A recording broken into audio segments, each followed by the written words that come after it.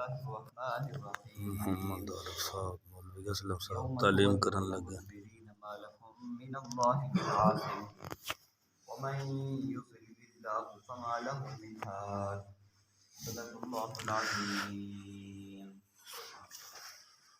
یوم تولون مدبرین، وہ دن تولون مدبرین کہ جب تم پیٹ پھیر کر لوٹو گے، ما لکم من اللہ من عاصم، نہیں ہوگا تمہارے لیے اللہ تعالیٰ سے کوئی بچانے والا، ومن یضلل اللہ، اور جس کو اللہ گمراہ کر دے، فما لہ من ہاد، تو کوئی بھی اس کی رہنمائی کرنے والا نہیں ہے۔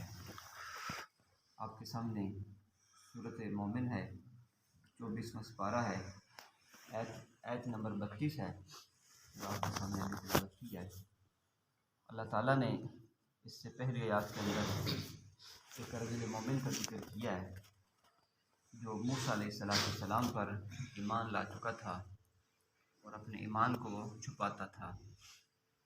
تو اس نے اپنی قوم کو سب سے پہلے دنیا کے عذاب سے ڈرایا، موسیٰ علیہ السلام کی مخالفت سے باز آ جاؤ، اگر تم باز نہیں آؤ گے تو دنیا کے اندر بھی اللہ عذاب دے گا، اور جو آخرت کا عذاب ہوگا وہ اس سے زیادہ سخت ہوگا۔ تو پچھلی آیات سے اللہ تعالیٰ نے وَيَا قَوْمِ إِنِّي خَافُ عَلَيْكُمْ يَوْمَ التَّنَادِ، یہاں سے آخرت کے عذاب سے اس رجل مومن نے فرعون اور اس کے حواریوں کو اور اس کے لشکر کو ڈرایا کہ تم ایسے دن سے ڈر جاؤ جو دن بہت زیادہ آوازوں والا ہوگا، ہول پکار والا ہوگا۔ تو اس کی تفصیل کے ساتھ بات کر دی۔ یوم التناد سے مراد بہت ساری آوازیں ہیں، چنانچہ فرشتوں کی آوازیں ہوں گی، اور اسی طرح انسان جو ہیں مومن جنت والے جہنمیوں کو پکاریں گے، اور جہنم والے جنتیوں کو پکاریں گے، اعراف والے جو ہوں گے وہ جنت اور جہنم دونوں کو پکاریں گے۔ اسی طرح اعلان کیا جائے گا، ایک منادی آواز دے گا کہ اللہ کے جو مخالف ہیں وہ کیا ہو جائیں، کھڑے ہو جائیں۔ تو جو لوگ تقدیر کا انکار کرنے والے ہیں وہ کھڑے ہو جائیں گے۔ اسی طرح آواز ہوگی کہ یا اہل الجنہ، اے جنت والو، تم ہمیشہ ہمیشہ رہو گے، تمہارے اوپر موت نہیں ہے۔ اسی طرح جو جہنم والے ہیں ان کے لیے پکار ہوگی، اے جہنم والو، تم بھی ہمیشہ ہمیشہ رہو گے، تمہارے اوپر موت نہیں ہے، اور ہمیشہ ہمیشہ جہنم کے اندر رہو گے۔ تو یہ اللہ تعالیٰ، یہ ہر قسم کی پکار ہوگی، آواز ہوگی جو ایک ایک انسان کے لیے ہوگی۔ حتیٰ کہ حدیث پاک میں آتا ہے کہ جو بھی انسان نیک بخت ہوگا، جنتی ہوگا، تو اس کے لیے بھی اعلان ہوگا کہ فلاں بن فلاں، نام لے کر کہا جائے گا کہ فلاں فلاں کا بیٹا وہ کامیاب ہو گیا، سعید ہو گیا، اور ایسا سعید ہوا کہ اب اس کے بعد شقاوت نہیں ہے۔ اسی طرح ناکام آدمی کے لیے اعلان کیا جائے گا کہ فلاں فلاں کا بیٹا وہ ناکام ہو گیا، اور ایسا ناکام ہوا کہ اب اس کے بعد کبھی وہ سعید نہیں بن سکتا۔ تو ایک ایک انسان کا نام لے کر اس کے لیے پکار کیا جائے گا کہ فلاں انسان فلاں ناکام ہو گیا۔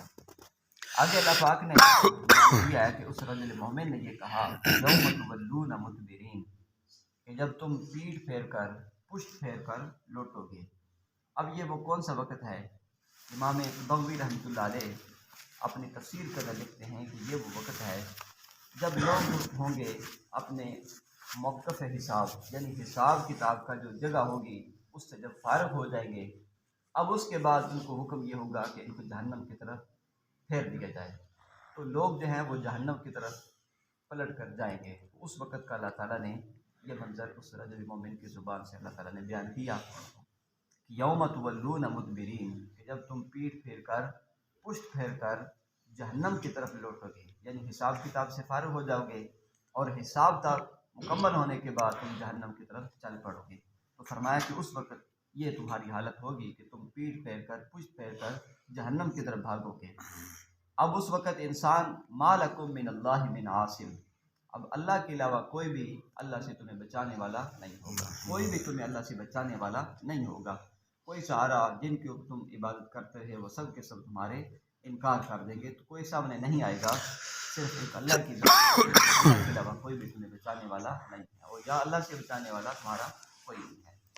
وَمَن يُضْلِلِ اللَّهُ، اب چاہیے تو یہ تھا کہ انسان کیا کر جائے، مان جائے، ایمان لے آئے، ہدایت کے اوپر آ جائے۔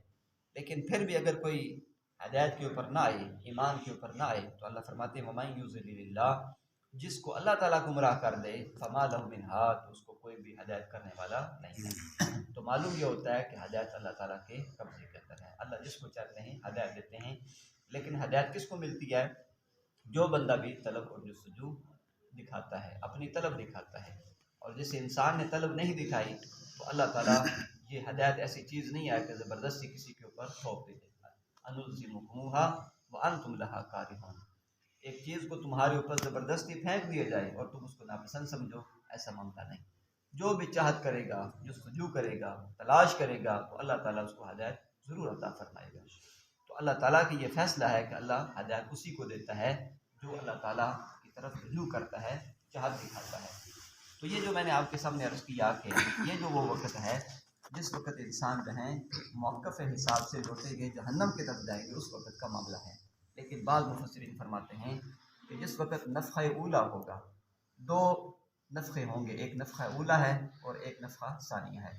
علماء فرماتے ہیں کہ جو نفخہ اولا ہے اس کے اندر سب سے پہلے نفخہ اولا جو ہوگا وہ ہوگا نفخہ فزع ہوگا۔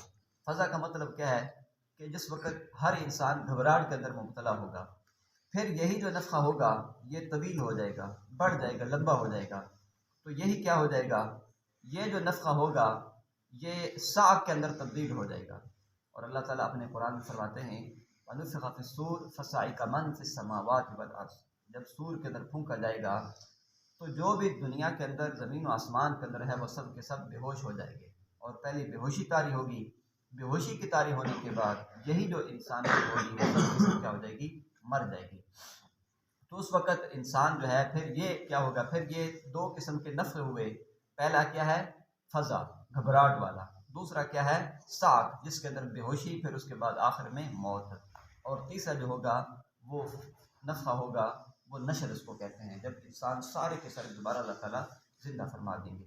تو علماء فرماتے ہیں کہ جب پہلا نفخہ ہوگا، نفخہ جس کو کہتے ہیں فزع، تو گھبراہٹ کے عالم کے اندر انسان جو ہوں گے وہ بھاگتے پھریں گے۔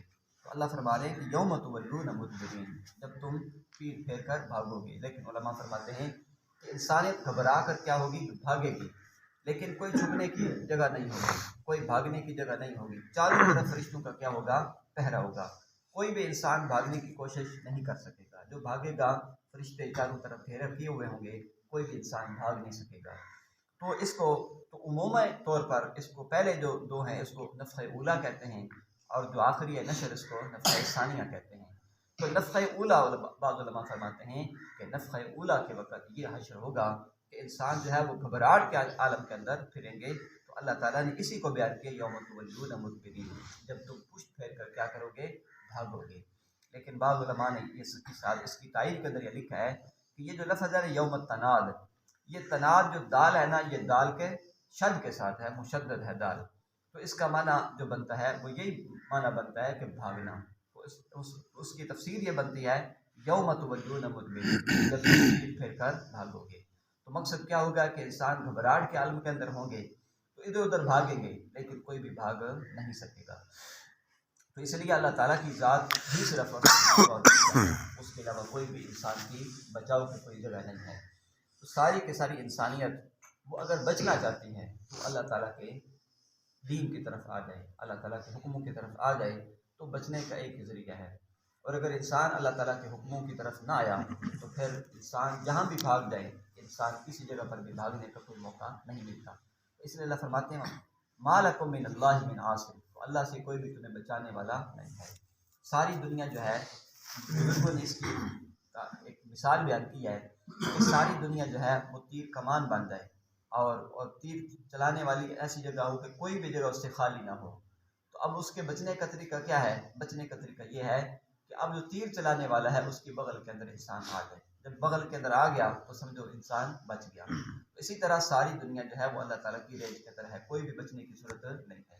تو جو بھی اللہ تعالیٰ کے دین میں آ جائے گا، دین کی چھتری میں آ جائے گا، محمد عربی صلی اللہ علیہ وسلم آپ کے طریقے پر آ جائے گا، تو انسان ہی بچ سکتا ہے، مگر نہ بچنے کی کوئی صورت نہیں ہے۔ جب انسان اللہ کے حکم پر آ جائے آقا صلی اللہ علیہ وسلم کی سنتوں پر آ جائے، آپ کے طریقے پر آ جائے، تو یہی بچاؤ کا ذریعہ ہے، یہی بچنے کا ذریعہ ہے، اس کے علاوہ کوئی بچنے کی صورت نہیں ہے۔